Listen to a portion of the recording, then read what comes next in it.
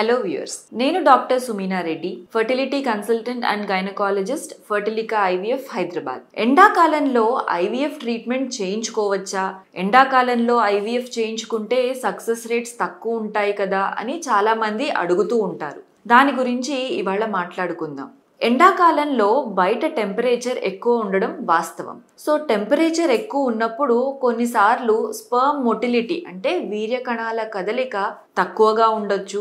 అట్లాగే డీహైడ్రేషన్, సరిగ్గా వాటర్ తీసుకునే సందర్భంలో మనకు బ్లడ్ సర్క్యులేషన్ అంతా స్లో అయ్యి కొంచెం హార్మోనల్ ఇష్యూస్ ఉండడం, వీక్నెస్ ఎక్కువగా అనిపించడం చూస్తూ ఉంటాము. కాకపోతే వీటి వల్ల ఐవీఎఫ్ సక్సెస్ ఛాన్సెస్ తక్కువ అవుతాయా?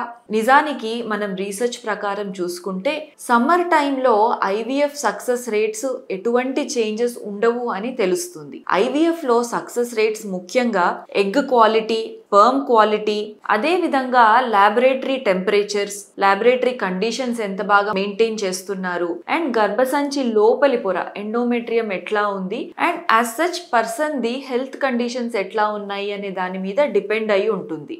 ఈ కాలం మనకున్న మంచి టెక్నాలజీ మూలంగా సమ్మర్లో కూడా ల్యాబొరేటరీలో టెంపరేచర్స్ మనం స్టాండర్డ్గా మెయింటైన్ చేయగలుగుతున్నాము. సో అటువంటి సిచ్యుయేషన్లో సమ్మర్లో ఐవీఎఫ్ సక్సెస్ రేట్స్ తగ్గుతాయి అనేది అవాస్తవం. కాకపోతే సమ్మర్ టైంలో అంటే ఎండాకాలంలో ఐవీఎఫ్ చేయించుకోవాలనుకున్నప్పుడు కొన్ని జాగ్రత్తలు మటుకు పాటించాల్సి ఉంటుంది. ముఖ్యంగా హైడ్రేషన్ మెయింటైన్ చేయడం, రోజు మినిమం 3 నుంచి 4 లీటర్ల పాటు వాటర్ తీసుకోవడం. నీళ్లే కాదు, కొబ్బరి నీళ్లు, మజ్జిగ, నిమ్మకాయ రసం ఇట్లా ఏ విధంగా తీసుకున్నా అట్లీస్ట్ 3 to 4 లీటర్స్ ఫ్లూయిడ్స్ బాడీలోకి వెళ్ళేటట్టు చూడడం, డైరెక్ట్ గా సన్ ఎక్స్పోజర్ అవాయిడ్ చేయడం, బ్యాలెన్స్డ్ న్యూట్రిషియస్ మీల్స్ తీసుకోవడం, oily food, spicy food avoid చేయడం, అట్లాగే స్మార్ట్ ఎక్సర్సైజెస్ అంటే డైరెక్ట్ గా సన్లైట్ లో ఎక్సర్సైజ్ చేయడం లేదా మరి ఎగ్జాస్టింగ్ ఎక్సర్సైజెస్ అవాయిడ్ చేయడం ద్వారా మనం హెల్త్ ని సరిగ్గా మెయింటైన్ చేసుకోవడం మటుకు చాలా ఇంపార్టెంట్. సో మంచి హెల్త్ కేర్ తీసుకుని